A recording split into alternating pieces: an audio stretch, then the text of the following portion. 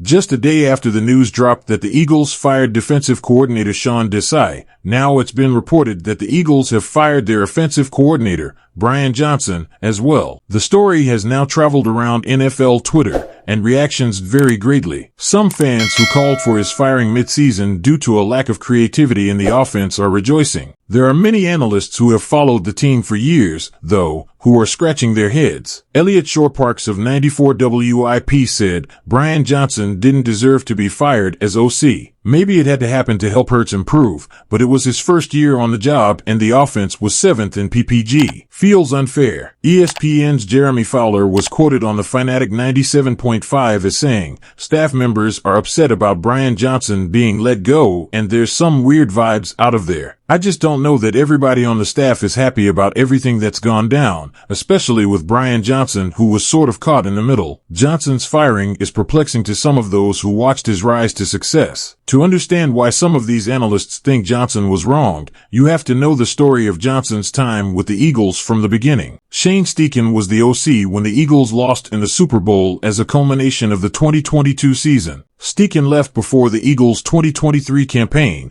taking over head coaching duties for the Indianapolis Colts. It was then that Eagles brass promoted 36-year-old Brian Johnson from quarterbacks coach, where he'd served for 2 years prior. The organization saw a lot of promise in young Brian Johnson due to his relationship and success with quarterback Jalen Hurts under Steichen. Hurts came into the league with noted limitations on his NFL prospect profile, but that didn't stop Johnson and Hurts from finding chemistry. By the end of 2022, Steichen and Johnson had the Eagles throwing for 4,364 yards, 8th in the NFL, all despite having a late second-rounder in the quarterback position. After starting 10-1, everything went south, leaving no one safe on the coaching staff. The Eagles were 10-1 2 games after their bye week this year, but that's when everything went south. They proceeded to end the year going 1-6 in the rest of their games, failing to score as much as 20 points in 5 of those final 7 matchups. Chase Sr. of Chat Sports noted in a post calling attention to what went wrong, saying, the Eagles have fired OC Brian Johnson, which I think is the right decision. Offensive production plummeted, play of Jalen Hurts regressed, lack of creative play calling, no answers for the blitz.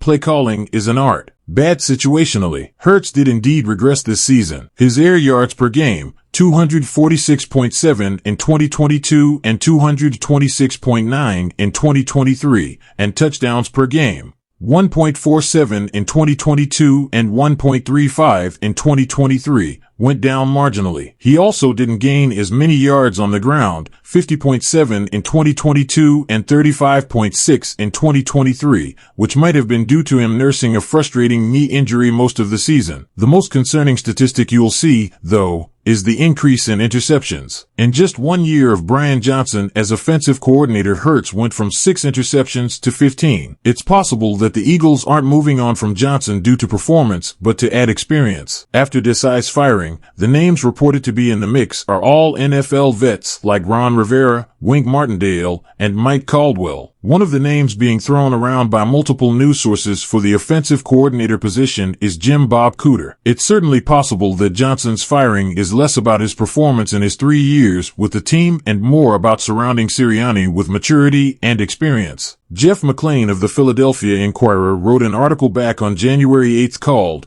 Actions Speak Louder, Eagles players are showing they've lost confidence in Nick Sirianni. His opening line says it all. While the Eagles say they support Sirianni, their play in his schemes says otherwise. Sirianni took this team to a Super Bowl, which made it hard for Eagles management to fire him after one letdown of a season where they still made the playoffs. But it didn't stop them from being a little more hands-on with who surrounds their young head coach. It's possible they still love his passion, but want to see him add some maturity to be able to lead these men year in and year out. After all, Sirianni did have his moments this year where we all questioned if there were 2 hands on the steering wheel. According to Shorr-Parks, the sad news for Eagles fans is that no team in the last 10 years has made it to the Super Bowl after losing/firing both coordinators.